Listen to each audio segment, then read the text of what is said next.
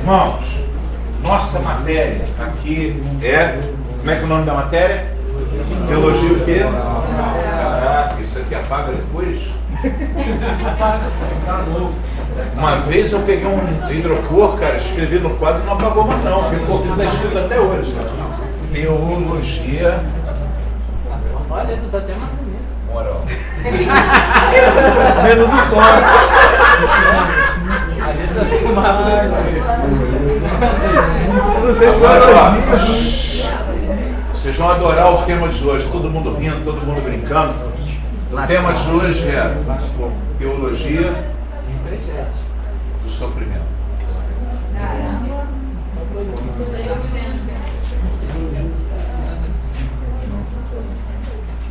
Amém?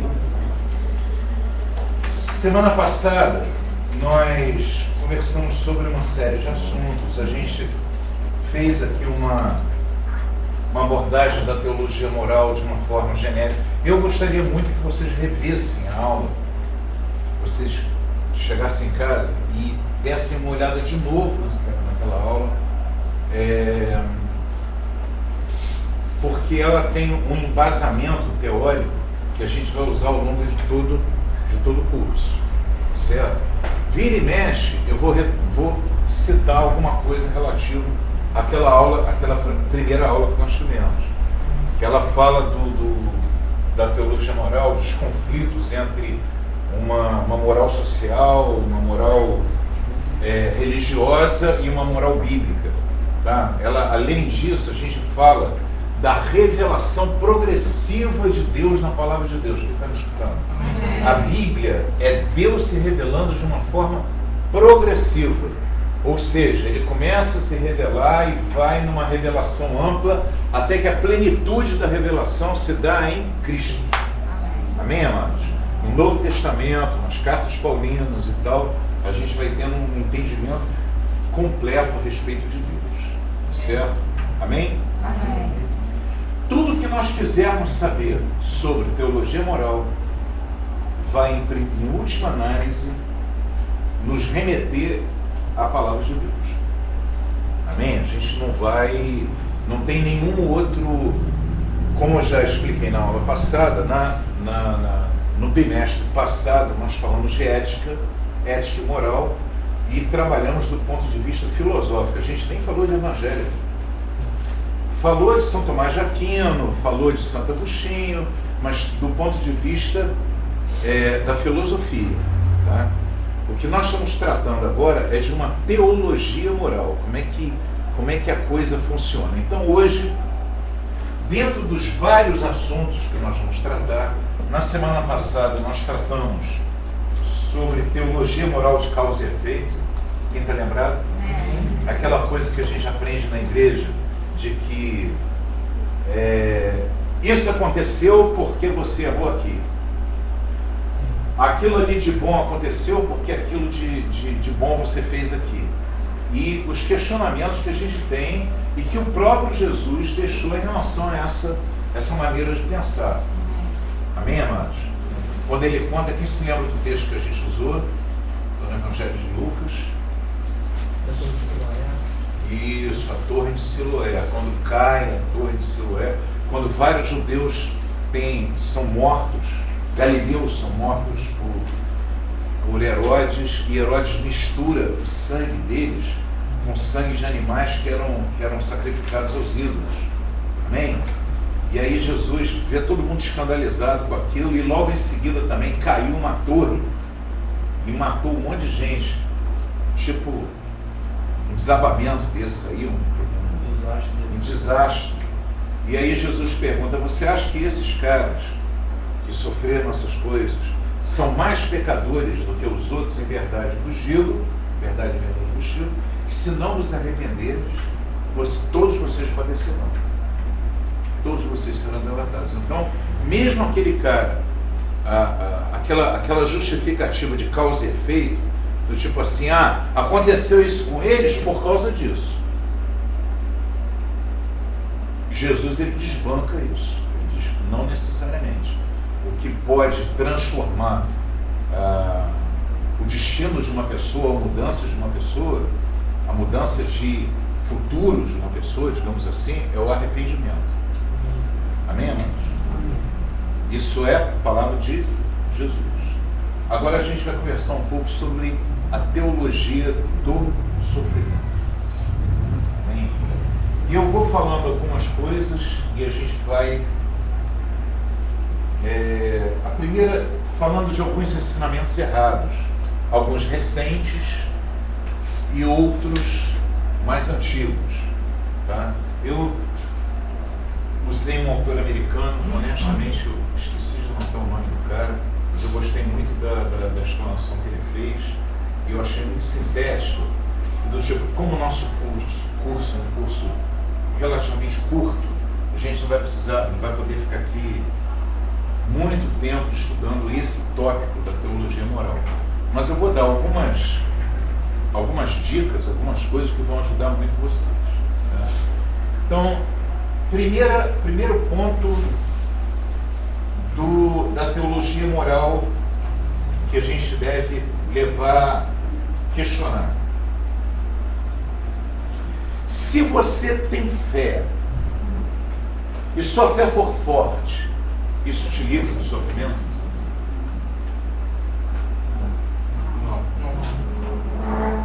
Não. Sim ou não? Não. Essa aqui é uma questão de um ensino hoje muito corrente nas igrejas. Por exemplo, se você tem fé, se você é uma pessoa de fé, se você é uma pessoa que acredita no Senhor e tal, você não vai ficar doente, você não vai perder emprego, o teu carro não vai ser roubado, a tua pia não vai ter vazamento. Amém, amados? Amém? Você não vai sofrer, porque a tua fé é maior. E tem um detalhe, quem está prestando atenção? Quando uma pessoa sofre, é porque ela não tem fé. Então uma pessoa diz assim, meu irmão, você está... eu estou doente, eu estou isso, aquilo. Cara, está faltando fé.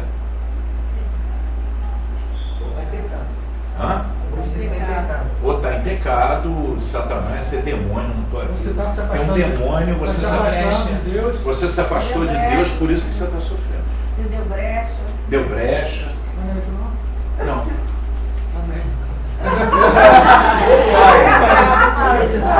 Gilson, a gente tem que derrubar. Isso passa na cabeça de quase todo mundo. Não, a gente precisa derrubar determinados ensinamentos que se tornam folclóricos.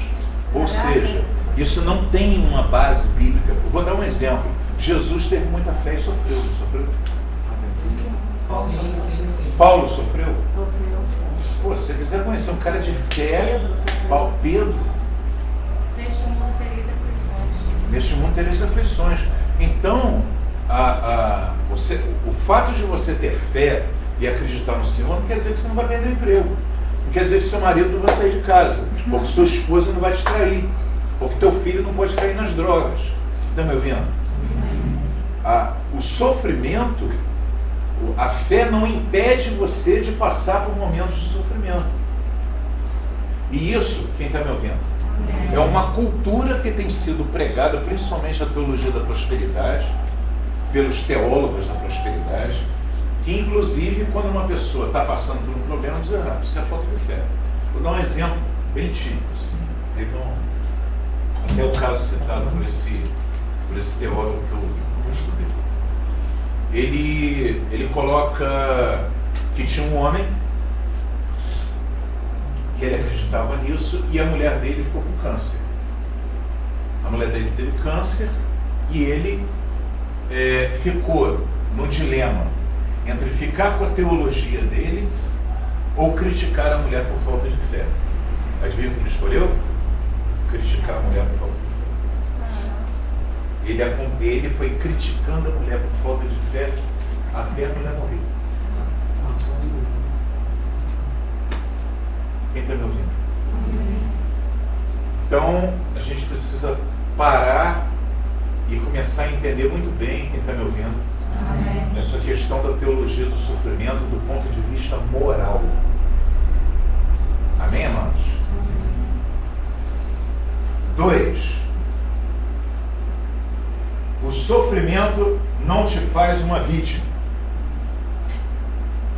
Ou seja, o fato de você estar sofrendo, que as pessoas pensam assim, se eu estou sofrendo, eu me identifico com Cristo. Porque Cristo sofreu, então eu estou sofrendo, eu estou me aproximando de Cristo. Quem está me escutando? Não, o fato de você estar sofrendo pode ter muitas razões para você estar sofrendo. Então, por exemplo, se você trata mal o seu patrão, você pode sofrer de desemprego. Amém? Vai sofrer um desemprego.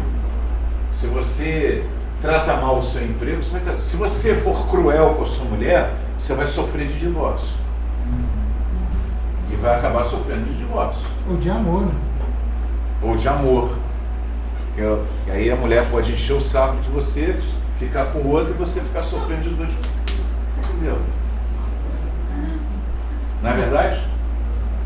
Então você não pode identificar todo sofrimento, qualquer tipo de sofrimento, com a figura de Cristo. Então,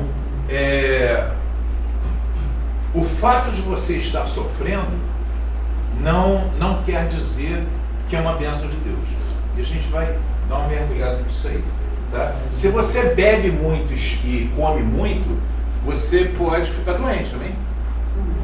Amém, amados? Amém. Então você não ficou doente porque você está se aproximando de Cristo.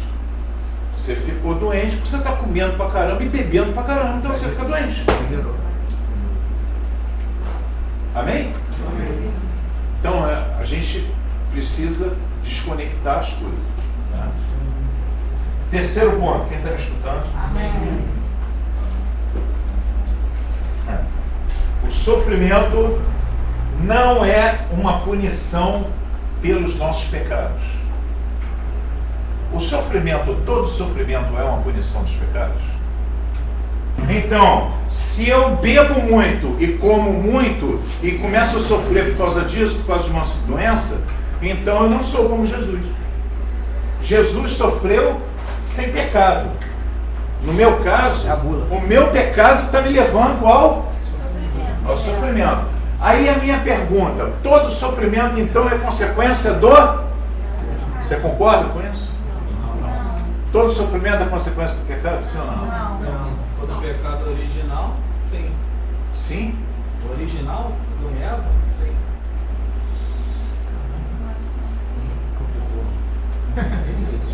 Pausa para a vegetação. Não sei. Não Não sei. Mas tem fundamento que você está colocando.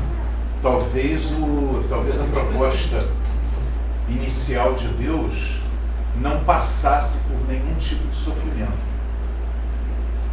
Mas eu vou jogar uma pimentinha nessa história, que talvez o fato deles quererem muito aquele fruto bonito que ficava no meio do jardim e não poder, fosse algum tipo de sofrimento que Deus usava e que a gente vai estudar mais adiante, que existem alguns sofrimentos que nos são propostos por Deus para a gente viver.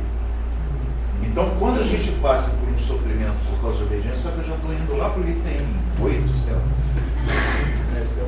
Mas entendeu? Então, não necessariamente o projeto de Deus para o homem isentava o sofrimento.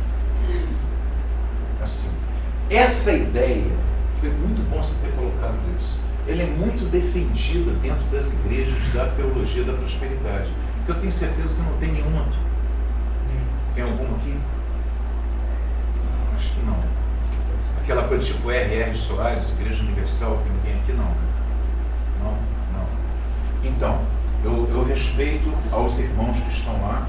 Amém, irmãos? E respeitosamente também eu discordo da teologia que é feita, essas teologias de que se você tem fé você não sofre, crente não fica doente, crente não passa por crise financeira, crente não fica desempregado, crente não tem problemas de casamento. Eu não acredito nisso porque eu não tenho base bíblica para acreditar nisso. A base bíblica que eu tenho é justamente o oposto. Os grandes homens de Deus, quanto mais eles se aproximaram de Deus, mais eles sofreram. Ou não? Para pensar. Parece uma contradição, mas é justamente o oposto do que essas igrejas pregam. Por isso que eu estou colocando muito respeito a a esses pastores, a essas igrejas, mas eu não concordo com isso. Hein? Então, o sofrimento não necessariamente é uma punição, uma consequência dos pecados. Alguém se lembra de algum caso? Tem um caso que o Paulo diz o seguinte: o cara chega, joga no céu, no caso de ser cego. O cara falou para ele: vem cá, quem pecou? Foi ele ou foi o pai dele? Está em João, se eu não me engano, capítulo 8, Assim, cara, não foi Evangelho de o pai João. dele, nem foi ele, cara. Exatamente. Isso aí é para que se manifeste a Então, glória de Deus. justamente é isso que Jesus está desmarcando em relação ao sofrimento. Por que ele é cego? Foi ele que pecou porque na cabeça do religioso, vamos desbancar a religião? Amém, amados? Amém. A moral religiosa. Se lembra que eu coloquei a trilogia, moral social, moral religiosa, moral bíblica? Então, dentro da moral religiosa, o sofrimento tem que vir por causa do pecado. O cara diz: onde é que ele pecou? Os amigos de Jó, quem está lembrado dos amigos de Jó? Os amigos de Jó estavam naquela de onde é que ele pecou, onde é que ele pecou, onde é que ele pecou. Você pecou. Para você estar passando por isso, alguma coisa você fez. Porque as pessoas relacionam sempre o pecado, o sofrimento ao pecado. E isso não é uma realidade. Como também não é uma realidade que, se nós tivermos uma vida completamente santa, de oração, sem erros, sem nada, nada vai acontecer com a gente. Também não é uma verdade. E a gente vai entender como. Mas será que essa associação não veio daquela época de Adão e Eva que vivia no paraíso, né? Numa vida perfeita. Dali eles vão lá, foram divertidos para não fazer algo e fizeram. Sim. E aí falaram: daqui vocês vão ter que trabalhar, porque de repente associou a partir daí. Observa bem. Nós mesmos acabamos de colocar em cima que nem todo sofrimento é porque a pessoa está sofrendo como Jesus. Jesus sofreu sem pecado. Jesus sofreu sem pecado. O sofrimento dele não estava ligado ao pecado, mas estava ligado ao projeto de Deus. E Deus não isentou ele do sofrimento. Então, não havendo pecado, houve sofrimento. Certo? Mas também, esse raciocínio, não há pecado, não há sofrimento, não existe. Também a ideia de que todo sofrimento é em função do pecado também não existe. E a gente vai entender por quê. Um caso é esse, do cego. Outro caso que para mim sempre bate assim é o de Jó.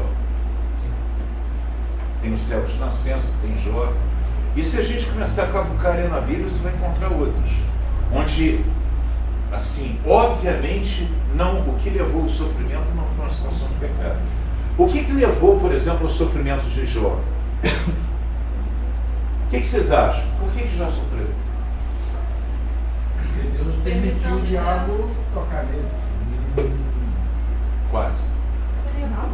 Foi provado.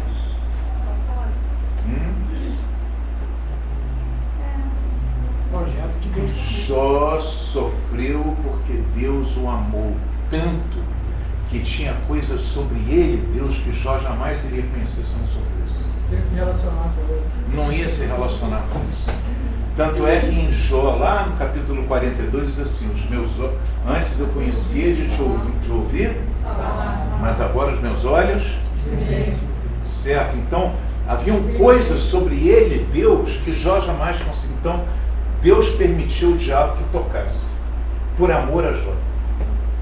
Por amor a Jó. Porque talvez, e muito provavelmente, quem está me escutando, provavelmente camelo, mulher, filhos bonitos, gado, boi, dinheiro, riqueza, prestígio, já não estava mais deixando Jó feliz em nada. Quem está me ouvindo?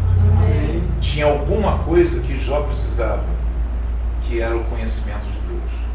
E eu vou dizer uma coisa: quem é de Deus só se realiza em Deus. Quem me pergunta? Estava testando a fé dele, tanto Não. que ele deixa ir tirando, que ele fala: ele só te ama porque tem tudo isso, porque você o abençoou. Quem falou isso? Foi Deus ou foi o diabo? E aí Deus permitiu. Não. Tanto que a mulher do Jó não fala: abandona esse teu Deus e morre, porque ele Vamos estava lá, sendo vamos lá. afligido. O diabo é mentiroso, pai da mentira, quando ele mente, ele faz aquilo que ele é próprio. Tá? Lá em João 8. Quando o diabo se apresenta diante de Deus, ele está no meio do Senhor. Na Assembleia, tá? Nada diz que ele estava ali de intruso, ele estava ali porque Deus permitiu. E ele vira para Deus e diz assim, Deus pergunta a ele, de onde vês? Ele que é mentiroso, o que ele fala? De passear, de rodear na terra e tal. Aí Deus vai direto ao assunto. Observaste meu servo Jó? Porque ele já estava sacando qual era de Jó. Jó já estava na mira dele. Eu vou te falar uma coisa. Todo homem escolhido por Deus, o sucesso está na mira de Satanás. Quem está me ouvindo? Amém. Todo homem escolhido por Deus, o sucesso está ali, ó, na alça de mira. Aí você diz assim, mas Deus vai guardar. No caso de Jó, quando você analisa o texto inteiro, Deus não faz aquilo para experimentar Jó. Deus seria um sádico.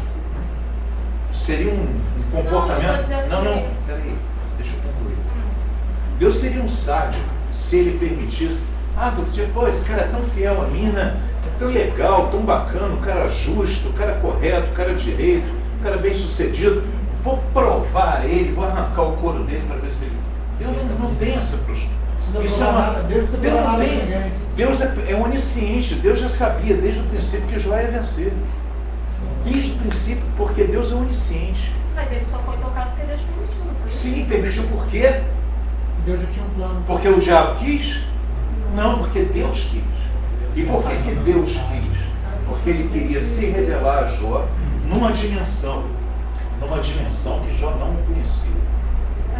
E ele só o conheceria se passasse pelo sofrimento. Opa! Então ele permite daquela visita de Satanás, Deus já ia tocar Jó. Não. Gente, para pra pensar. Deus é um MC. É verdade. Deus é pré-si. Deus sabe das coisas antes de elas acontecerem, certo? Ou não? Claro que sabe.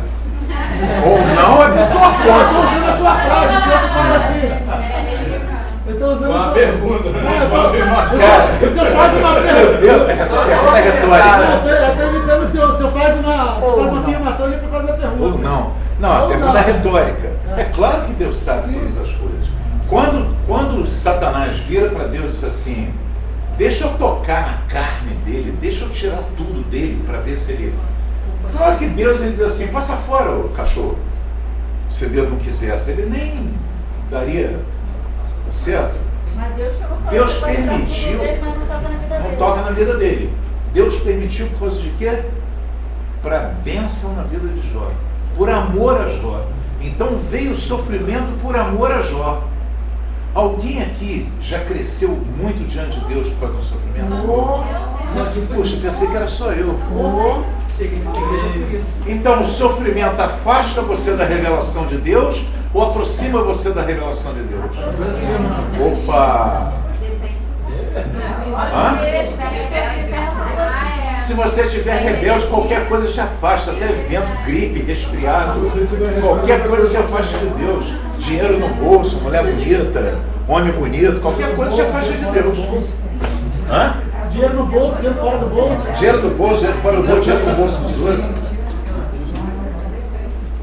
Vamos lá, galera? Quem está me ouvindo? Então, sofrimento é uma boa, amém?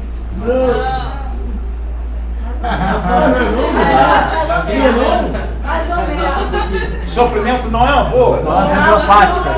Veja bem, se o sofrimento nos aproxima de Deus, então nós podemos buscar o sofrimento, certo? Não. Não?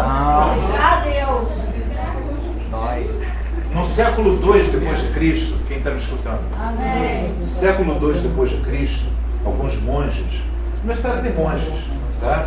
Pessoas começaram a ir para o deserto, para monastérios, se juntar em cavernas e morar em castelos, amém, amados? Aí esses monges começaram a desenvolver uma doutrina chamada doutrina ascética. Chama-se ascetismo. Deixa doer. Hã? O famoso deixa doer. Não, deixa doer não. Deixa doer não, pior. Pior do que deixa doer. Deixa doer ainda é a outra doutrina que a gente vai ter aqui também, deixa doer. É uma outra.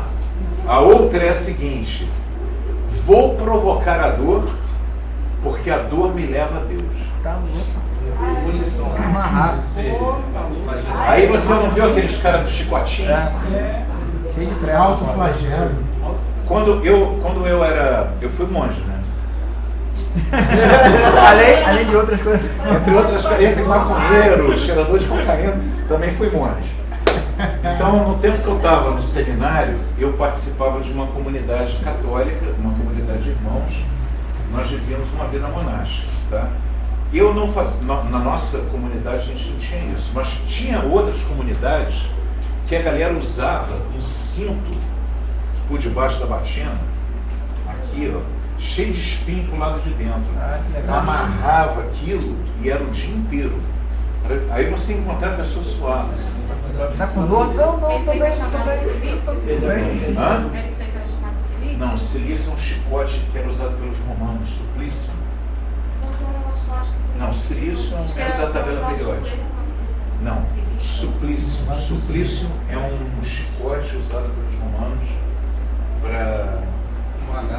Quando você pensa naquelas chicotadas de Paulo, sabe aquelas chicotadas que Paulo tomava? 40 chicotadas menos uma, que ele fala, então 40 chicotadas menos uma, porque se desse 40 não podia bater mais, que era o limite máximo. Então eles batiam sempre nele 39 chicotadas, para poder continuar a bater depois. Então eles usavam um instrumento de tortura romano chamado suplício, que era formado por um cabo, e aqui tinha uma corda, com pedaços de ossos ou com pontas de metal. Então batia naquilo ali, e cada vez que batia, puxava, arrancava a carne do cara junto. Quem viu o filme de Paixão de Cristo? Aquilo é o suplício. Entendeu? Ele batia, quando tirava, arrancava a carne dele fora. Entendeu? Era aquilo. Que bateram em Jesus também. Chama-se suplício. Mas voltando, os monges usavam aquilo, as monjas também, as mulheres, usavam aquele negócio por quê? Porque elas acreditavam que o sofrimento aproximava elas de Deus. Então as mulheres usavam isso e usavam outras coisas também, horríveis, tá? Furando o corpo, machucando o corpo, ferindo o corpo. Homens também. E orando. Tá? E orando. E orando mesmo, e orando. Acreditando. Atenção, por favor. Isso acabou na igreja? Não. Está dentro da igreja evangélica. Esse pensamento. Está dentro da igreja evangélica. Vocês já viram os irmãos que competem assim? Eu jejuei 3 dias, eu jejuei 5. Vou subir Eu jejuei 5 com o joelho no chão em cima do caroço de milho. Ó, viu? Ah, esse aqui é mais santo. Esse aqui está mais perto de Deus. Vocês já ouviram isso? Essa maneira de pensar dentro da igreja? É que você, careca, você só conheceu aqui. A alfabetização fica muito ficava subindo, graças à parede. Mas aí é outra coisa, que você não prestava mesmo.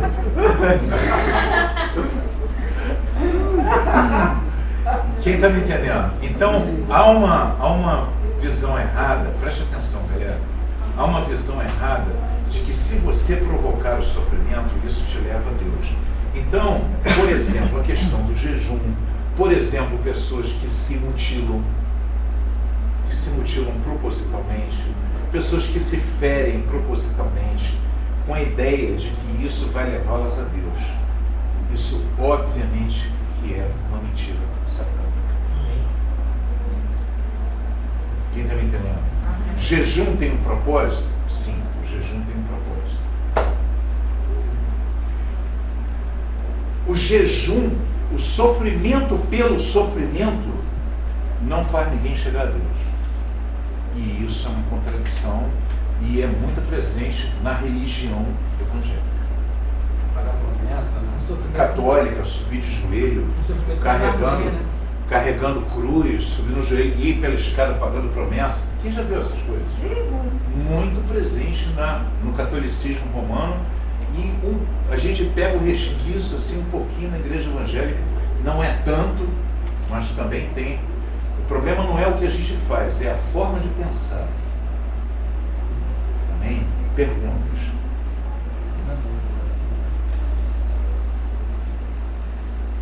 Deus, pela misericórdia e graça, Ele, por conta dessa, vamos supor assim, das promessas, pode chegar a abençoar a pessoa. Sim. Por plena misericórdia, sim, né? Cara, pela misericórdia, Deus faz qualquer coisa. Entendeu? Qualquer maluco. Às vezes, eu estava conversando isso com o Bill hoje. A gente vai. Eu vou colocar, ninguém é obrigado a seguir minha maneira de pensar, não, tá? Mas às vezes eu vou evangelizar, vou lá, tem uma velhinha de 80 e tantos anos, já não fala nem coisa com coisa. Aí você prega sobre Jesus para ela, diz, sim, Jesus e tal, Jesus e Nossa Senhora, já não sei das quantas e tal, não sei das quantas, e tira uma medalhinha do povo. A única coisa que você pode fazer é dizer amém, irmão. E orar por ela, porque às vezes a dificuldade que ela vai ter de entender que ela aprendeu aquilo tudo a vida inteira. Então você pode dizer, Senhor, tem misericórdia, porque ninguém ensinou a ela quando ela estava no momento de aprender. Se não me engano, é um texto lá em Marcos, onde os discípulos não conseguem expulsar o demônio do garoto, do rapaz. Ele fala que tinha pouca fé, tinha que orar e jejuar para expulsar aquela casta de demônios. Sim. Durante muito Fábio, tempo. eu vou tratar você agora como seminarista, tá? Se você colocasse isso para mim lá em cima com o pastor da igreja, ele ia tratar de uma maneira. Sim. Mas eu vou tratar com você do ponto de vista intelectual. Tá? Esse texto foi acrescentado ao Evangelho pelo menos uns 200 anos depois do período ascético. Ele foi acrescentado. Não estou dizendo que não é de Deus. É uma coisa muito séria. Não estou dizendo que não é de Deus. Se está ali no Evangelho foi porque Deus colocou. Deus permitiu que estivesse ali. Ponto final. Mas é importante a gente entender o seguinte: eles não estavam, se você olhar o texto todo, eles não estavam conseguindo expulsar aquele demônio porque eles estavam em competição com os fariseus e entre eles. Então a vaidade estava no coração de todos eles. Então o que faria esses discípulos quebrar essa vaidade, essa impulsividade da carne, aquela coisa, fosse o jejum e a oração. Então algum escritor disse assim, para quebrar essa vaidade toda aqui, essa disputa, essa competição entre os discípulos, teria que haver jejum e oração. Então o escritor bíblico de Marcos acrescentou ali esse programa, mas isso foram anos depois, muitos anos depois. Mas eu estou colocando isso só para conhecimento. Amém? Não estou dizendo que a gente não deva jejuar, nem que o jejum não faça parte digamos assim, da nosso trabalho de matar a nossa carne, as nossas vaidades. O jejum é um instrumento fabuloso, um instrumento maravilhoso. Não é negado a ninguém. Agora, é também perigoso. Quem está me escutando? Agora para todos aqui. Também é um instrumento perigoso. Por quê? Porque também pode nos levar à vaidade. Eu me lembro quando eu estava começando o ministério, Deus fez uma coisa bem legal comigo, assim. Teve um dia que eu fui pregar, eu tinha um dia certo de pregar numa congregação aqui no ano. Aí eu ia lá para pregar, aí o que eu fiz? Eu preciso de uma palavra, eu preciso de uma revelação, eu preciso de uma unção. Amém? Sabe quando você começa a pregar? Alguém já viveu isso aqui? Vai pela primeira vez, vai trazer a palavra, e você... eu tenho que ter noção do poder e tal. Aí vou jejuar. E jejuava o dia inteiro. Deus ia lá e me entregou aquela palavra maravilhosa. Aí no outro dia eu disse, cara, deu certo. Vou jejuar de novo. Agora vou jejuar 2 dias. Jamais. 2 dias, a palavra vai ser sinistra. Vai ser um negócio tremendo. Aí ia lá, pregava e realmente a palavra era ungida. Aí no outro dia eu disse, vou jejuar 3 dias. Fiquei 3 dias, fiquei gordinho, né? Uma fome que não... Fui lá jejuar, até ter meio amarelo do jejum, cheguei lá para pregar, preguei nada. Nada. Sabe o que é nada? Alguém já pregou e não saiu nada? Sabe por quê? Porque aquilo ali era carne. Carne. Então, o jejum é bênção? É bênção, mas também pode ser. Então esse texto está se falando mais de vaidade do que no preparo deles espiritual, O que, quando você analisa o texto todo, você vê que eles estavam contendendo com os fariseus. Entendeu? Aí, chega, no meio da contenda, chega aquele pai com uma criança endemoniada. Aí eles expulsar demônio é comigo mesmo. Já viu isso? Já viu um demônio envergonhar um pastor uma vez? Sai, não sai.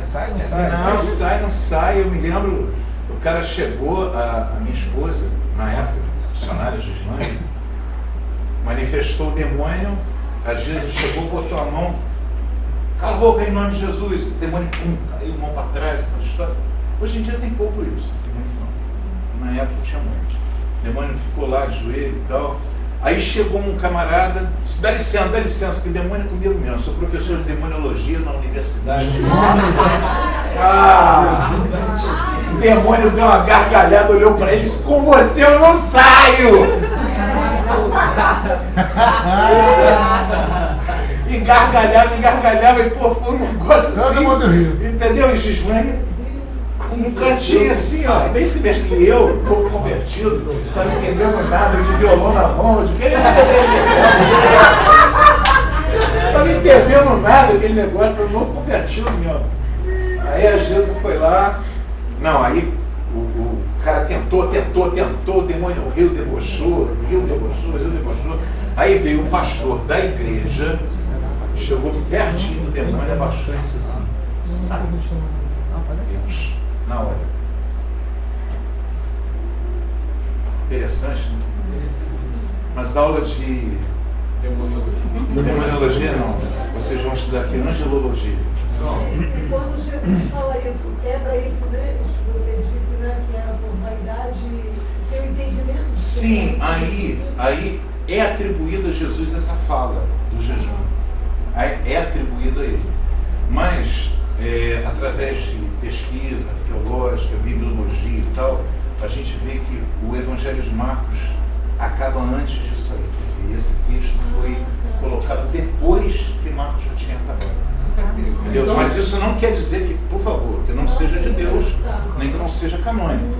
Nós entendemos que a canônica é de Deus, mas aqui, a nível de seminário, eu posso dizer para vocês que foi acrescentado depois. A gente vai... Isso muda alguma coisa? Desculpa. Muda alguma diferença? Nenhuma. Mas para o entendimento nosso, sim. Da maneira com que você lida com esse texto. Entendeu? Mas o que está ali era para ser colocado. Senão Deus não permitiria estar ali, não chegaria até nós. Você pode até, de repente, dar como uma saudação, mas desde que você explique o porquê do tudo, né? Quando você leva esse texto, tipo, se a pessoa der uma saudação em cima desse texto, sim, tem que explicar o porquê, não sim, uma forma de preparo. Sim, eu estou colocando, eu, por exemplo, quando eu prego em cima desse texto, eu dou mais ênfase a que os discípulos estavam como é que se diz, tentando se mostrar, do que a questão do jejum e da oração. Entendeu? Não que isso não seja, mas eu acho que o texto, o foco é que quando você está nesse tipo de missão, o que tem que estar no teu coração é a humildade, o quebrantamento, e não aquela coisa de eu sou o obreiro, eu boto, o demônio sai. Aliás, Jesus, ele em Lucas 10, ele repreende isso. A gente, em algum momento nas disciplinas, a gente vai conseguir identificar esse tempo em que cada texto foi escrito, o que é original, porque para mim faz muita diferença. Não, mas não deve. Não, é claro que eu estou tirando o foco do jejum da oração. Traz para mim um pouco mais de entendimento porque quando eu leio esse texto também me parece que há tipo um nível hierárquico em que você consegue expulsar o demônio, que não há, sabe, tipo, um nível hierárquico de até aqui eu consigo. Tem demônio que você não consegue expulsar. Parece que É esse entendimento que quando eu leio Mas esse tem isso, texto, João? Tem isso? Não. Só existe um ser espiritual que tem autoridade sobre todos os demônios, inclusive sobre Satanás na Terra. É a igreja. Preste atenção. É a igreja, não é o slash. é isso que que essa tua explicação quebra esse entendimento que eu descrevo. Porque eu olho aqueles dois e falo, olha, tem uns demônios. o demônio brabo Isso tem pra anjo, né? Não tem demônio brabo, não. Essa hierarquia tem para anjo. No nome de Jesus, qualquer demônio nos é submisso. Quem está me escutando? Vou repetir. No nome de Jesus, não no nome do João, não no nome da igreja. No nome de Jesus, os demônios são submissos à autoridade de Cristo que está na igreja. Se você está desconectado da igreja, não sei. A Bíblia diz que o demônio pode pegar você e te dar uma surra. E antes de Cristo? Não é minha opinião, está na Bíblia, está lá em Atos dos Apóstolos. Se você está desconectado da igreja, se você está dentro da autoridade de Cristo sobre a igreja, se você é um cara que está na unção de autoridade que há no Senhor, no Espírito Santo, fazendo a obra do Senhor, não tem como esse demônio resistir a tua obra. É por isso que eu estou perguntando se em algum momento a gente vai conseguir ter esse acesso a essa informação de esse texto aqui sim, esse texto foi depois, um contexto diferente, porque para mim quebra na minha cabeça uma grande informação. Amém. Amém? Os próprios discípulos. Só que eu acho o seguinte, galera, eu não posso entrar aqui hoje nessa matéria chamada angelologia, certo? Que é a gente pegar um pedaço e não estudar o resto. Para entender isso, tem que estudar tudo. Porque senão a gente fica pegando pedacinho, vira superstição. Quem está me ouvindo? Amém? Então, na hora que vier um professor aqui falar de demonologia, que também vai falar de angelologia, aí vocês castigam ele de pergunta, que aí ele vai ensinar o todo. Não vai ensinar só um pedacinho, um texto. Não adianta um texto, tem que ver todos os textos. A gente vai castigar ele de pergunta. Isso.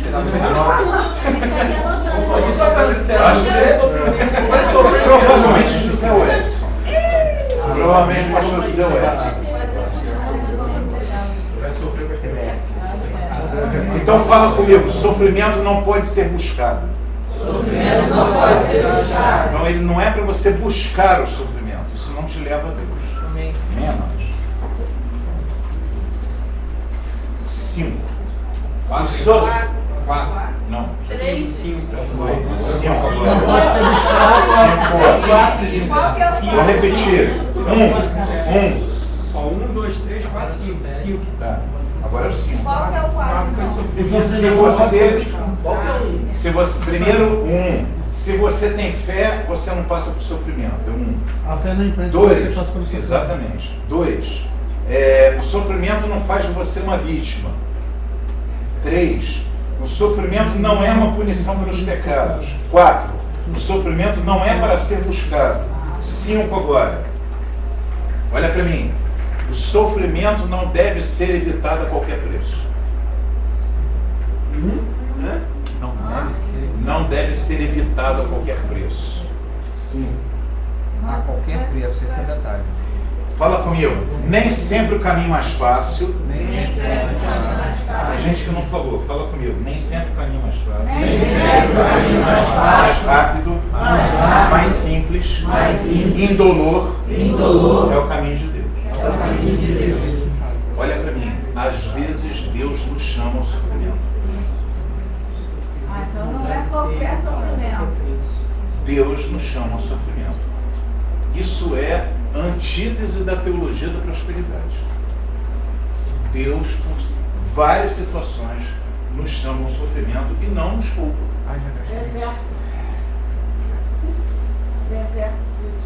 O deserto. Existem momentos que Deus vai permitir o sofrimento e Ele nos convida. Ele não quer que você pegue o caminho mais rápido. Hoje eu estava conversando com um irmão, ele estava dizendo assim, eu queria muito ter um Jeep, esse Jeep novo. Pô, encontrei uma parada aí, vou ter um Jeep por 14 mil reais, um Jeep clonado. Evangelho, glória a Deus! Deus me abençoou, aleluia, a bênção chegou. Vou pegar um Jeep. Não é melhor andar de ônibus?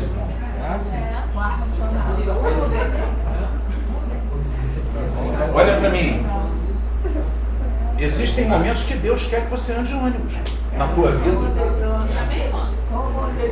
Deus quer que você passe calor. Estou passando.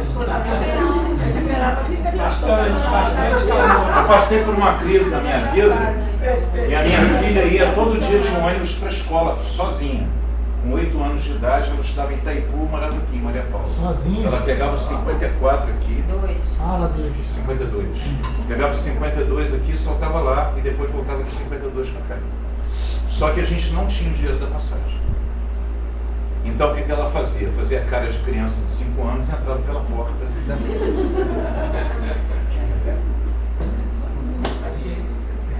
O motorista já olhava para ela e dizia: você está bem grandinha, hein? Você está bem grandinha. Ela já é grande mesmo. Está bem grandinha. E ela ia, que era o único jeito dela ir para a escola. Eu não tinha o dinheiro. Eu não tinha o dinheiro. Ou eu tirava ela da escola, ou ela fazia cara de criança de 5 anos. E ela não mente, não mentia. Então se perguntasse, ela dizia: eu tenho 8. Mas entrava. O motorista foi deixando. Deus deixou. E Deus deixou eu ficar 1 ano sem pagar a escola. Passagem. 1 ano sem pagar a escola. Passagem. Depois eu cheguei lá e dei 3 cheques.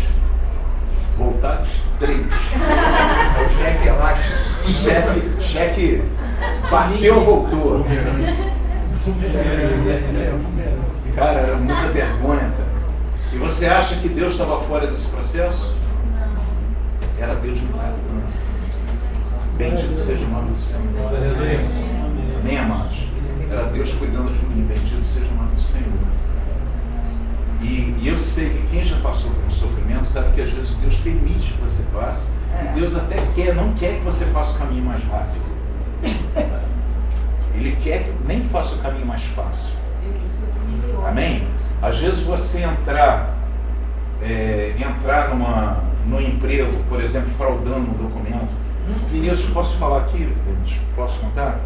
Vinícius, ralando pra caramba para conseguir uma promoção, ele é marítimo, tá? Para conseguir uma promoção lá na Marinha e tal, ralando, trabalhando, correndo atrás e tal, não sei o quê. Um dia ele foi na Marinha para regularizar alguma coisa, um documento lá. Aí tinha um cara do lado e disse assim: pô, como é que é? Vou botar aqui. Contar que eu fiquei tantos dias lá, embarcado, puxou o carimbo da bolsa, botou ele dentro do senhor, o carimbo lá do comandante, foi lá dentro do documento, resolveu o bebê. Do meu lado. Aí eu pergunto: esse caminho serve para ele? Não. Esse caminho não serve para ele. Não, é o caminho mais rápido, mas para ele não serve. É capaz dele ir virar com o dedo de tubarão. Quer dizer, não estou dizendo isso, né? Mas é capaz, isso pode até acontecer. Por quê? Porque o nosso pecado nos traz consequências também. Amém? Concursos. Exato. O cara não vai nem lá, você tem que fazer uma prova com 4.000 pessoas para 30 vagas. Aí tu faz aquilo tudo, depois tu entra, leva não sei quantos anos para começar. Aí o cara vai lá e compra o documento. O cara não vai nem lá fazer a prova. O cara paga 7 mil reais, o cara te dá o documento na tua mão. O cara compra um diploma e faz vai entrar pela janela num trabalho da prefeitura, do governo do estado. Aí ele entra com aquele diploma comprado. Quem está me escutando? Esse caminho serve para nós? Não. E o caminho do sofrimento serve? Serve. Serve. O caminho do sofrimento serve para nós. É essa. E eu digo para vocês, sem medo de errar, seremos muito mais felizes no caminho do sofrimento do que no caminho do pular um muro. Quem recebe essa palavra? Amém. Deus nos conhece melhor que nós mesmos, né? Ele sabe onde que ele quer modificar com essa situação. Exatamente. Deus está trabalhando alguma coisa em nós. Quem está me entendendo? Então, para isso serve a gente estudar teologia moral, para você não ser enganado por falsas doutrinas. Amém. Que nem toda prosperidade, nem todo sucesso financeiro significa que Deus está operando. Quem está me escutando? Amém. E às vezes aquele irmão que está passando luta, está passando dificuldade, está correndo atrás, esse cara é abençoado, é um escolhido de Deus. Aquela mulher que está dando duro para criar os filhos sem o marido, então não sei o que, não é porque pode até ser que ela tenha pecado. Amém, amados? Mas isso não significa que exista um caminho mais fácil. Eu tive isso também. Campanha política. Eu passei um valor para um candidato, por exemplo, hoje era 10 mil, o assessor dele falou assim, não, vamos fechar 20. Eu falei, mas eu passei 10? Não, fechar 20. Te pago 15 e me devolve 5. Eu falei, não quero não. Tá louco. O próprio assessor. Esse caminho não é para nós. Esses dias um pastor me ligou, disse assim, pastor João, só sabe a dificuldade, ele tem um centro de recuperação. Pastor, você sabe a dificuldade que eu estou aqui no centro de recuperação, né? Eu digo, sei. Pô, a gente está sem dinheiro aqui, está um negócio, eu tenho 15 homens aqui para alimentar, então não sei o que. Eu digo, brother, vou ver se a gente faz alguma coisa, manda para você. Tá, então não sei o que. Então, ó, olha só, pintou uma parada aqui, pastor. São 30 empresas. Eu digo, pô, legal. Um pool de 30 empresas, cada dia uma deposita 3 mil reais na minha conta. Eu digo, Já começou. Começou a nota final. 30 empresas. 30 empresas, cada uma deposita 3 mil num dia separado na minha conta. Eu digo, legal, cara, pô, pelo menos salva teu problema aí. Ele disse, não, pastor, aí eu devolvo 70% para a empresa, 15% vai para o cara que está gerenciando e 15% fica para mim. Eu digo, brother, isso é lavagem de dinheiro, tu vai em cana. Laranja. Sem cana. Larga esse troço, tá maluco, rapaz? Ele, pô, eu pensei que era benção. Eu digo, que benção?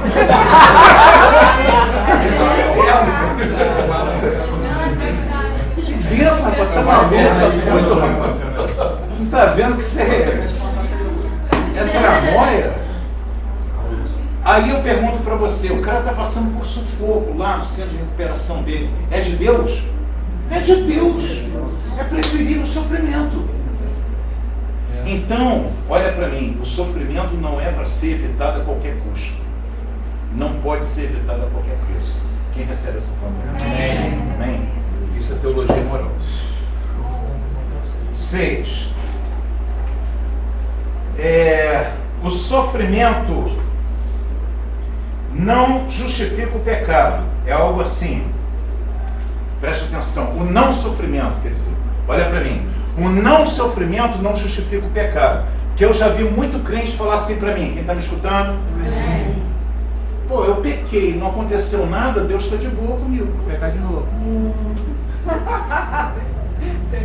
Eu pequei, não aconteceu nada. Eu pequei mais um pouquinho, não aconteceu nada. Deus está permitindo, Deus me entende.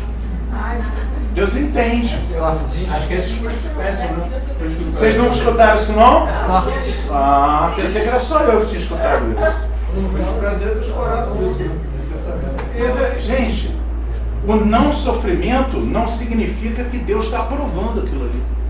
Pelo contrário, significa que Deus está sendo longânimo e está dando a você a chance de se arrepender antes que venha o joelho. Isso é a interpretação errada de graça. Hã? A pessoa interpreta errada a graça. Sim, exatamente. Continua pegando, Muita a gente. graça é abundante. Isso. É um discurso que eu tenho escutado muito. Entendeu? A graça é a ausência de parâmetros morais. Vale tudo, bro. Vale tudo. Para mim isso é pseudo-graça. Isso para mim é diabo, demônio. Para mim não. Teologia. Isso é demônio. Você pode pecar, enquanto Deus não falar nada, tá legal. Ué, que história é essa? Uma vez eu vi um pastor da Assembleia de Deus cantar uma musiquinha. Eu só me lembro desse pedaço. Ele dizia, o pecado não dói. O pecado não dói. Era baixinho, corou. Mas eu disse, cara, esse cara sabe o que está falando. O pecado não dói. Vai doer depois. Amém? Quem está me ouvindo? Amém? 7. Não devemos aceitar o sofrimento como injustiça para crescimento espiritual. Olha para mim. Meu marido vai todo dia lá em casa e me dá uma surra. Ele chega em casa e me dá uma surra. Quem está me ouvindo? Irmão, não devemos aceitar o sofrimento com injustiça. Com injustiça. Ou seja, aceitar a injustiça como parte de um crescimento espiritual, do tipo assim, eu estou dando esse exemplo, meu marido chega em casa e me dá uma surra todo dia. Amém, irmã? Como é que você faz um negócio desse? Não, mas é porque, sabe como é que é? Deus está me tratando para eu crescer espiritualmente. Não, tá bom, Deus está te tratando, beleza, tudo bem. Agora vai lá e denuncia ele da Maria da Penha. Porque Deus está precisando tratar ele também. E você está impedindo o tratamento dele. Quem está me ouvindo? Entendeu o que eu estou querendo dizer? Pô, se está acontecendo, ali não é uma questão dela estar sendo tratada. É a questão, ela pode estar sendo tratada. Eu admito que ela está sendo tratada. Mas ela não deve aceitar a injustiça. E essa injustiça, ela tem que ser corrigida. Amém? Amém. Quem entendeu? Amém. Perguntas? Tem um patrão, aqui veio uma senhora aqui da igreja para mim, o patrão dela estava roubando ela, ninguém me diz, acho que tem gente aqui que conhece, trabalha até com o mesmo patrão. Roubando, eu digo, irmã, e aí? Ai, pastor, eu vou entrar na justiça contra ele. Eu digo, tá errado. Cara, o cara fez coisas do tipo assim, olha só, eu vou demitir você para você poder receber o dinheiro que você está precisando para não sei lá do que, fazer uma cirurgia e tal, não sei o quê. Amém? Amém. Então assina aqui. Ela assinou os papéis, ele pegou os papéis, mandou para a contabilidade. E o dinheiro?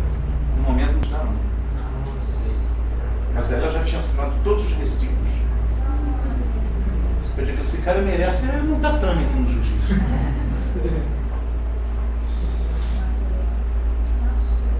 Isso é safadeza. Isso não é tratamento de... eu vou aceitar o tratamento de Deus, Deus também tratando. Então não, mexe ele na justiça, mexe ele no qual, denuncia no Ministério do Trabalho, bota um... Porque está errado. A gente não deve aceitar a injustiça passivamente como se fosse um tratamento de Deus. O sofrimento aceito assim não é equilibrado, não é uma coisa prevista por Deus. Amém, amados? Tem perguntas sobre isso? É um tema bem delicado. Amém? Amém. Quem entendeu? Amém. Só uma pergunta. Mano. Esse tipo de divisão é uma situação injusta, né? Se for um caso justo... Justo não, pô. Se, por exemplo, teu patrão está exigindo que você cumpra o teu horário de trabalho em tempo integral. Você tinha uma folga que você tirava na camaradagem com ele, mas um dia ele diz, não, agora eu quero que você cumpra o horário. Amém. É direito dele.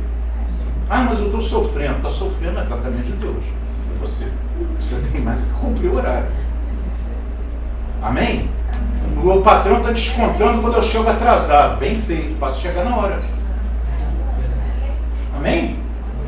Estou errado? Isso acontece comigo. O meu patrão agora cortou minhas horas extras. Sim. O horário é de 8 e 6. Sim. O meu serviço hoje eu acabo às 4 horas. Sim. Eu poderia ir embora, eu fico lá até às 6. Sim. Mas é direito dele. É direito dele. É direito dele. Eu posso até não concordar, eu posso até achar ele está gastando luz, está gastando. Ele está. Tem dia que eu posso dar uma saída. Mas eu fico lá até às 6 para não dar nenhum motivo para ele falar nada. Exatamente. Até porque o irmão é crente. E aí o pessoal já fala logo, é crente. Amém? Quer dizer, sempre é demandado de nós uma postura moral acima do resto. Todo mundo pode dar a volta no patrão, a gente não dá. Quem está me escutando? A nossa postura é, não dou volta no patrão. Vamos fazer uma jogada aqui, não faço, estou fora. Se vocês quiserem fazer, façam vocês, né, Dama? Dama já teve uma dessa aí. Todo mundo juntou, eles vamos fazer uma parada aqui para todo mundo. Eu estou fora, vocês podem fazer aí. Eu tô... E no ano seguinte eu ganhei. Pois é. Alguma dúvida disso aí? Depois,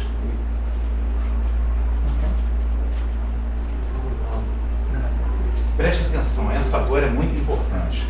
O sofrimento para nós aqui é parte de santificação, mas não é expiação por pecado.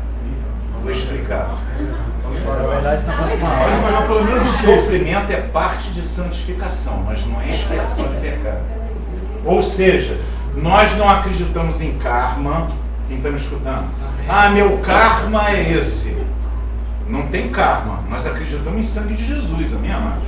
O sangue de Jesus tem poder. Amém?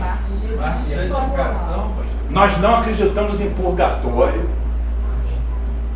Amém? Ou seja, você morreu, vai para o purgatório para ficar purgando os pecados.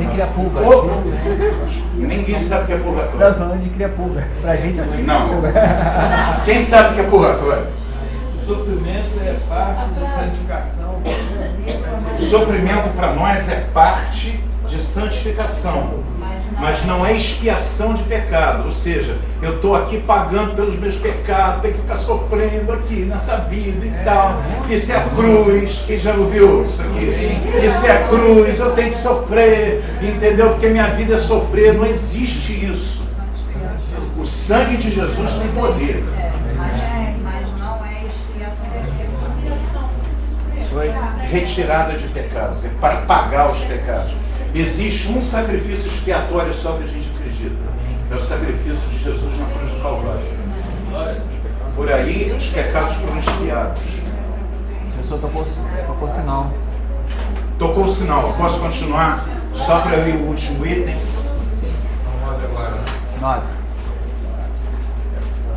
9.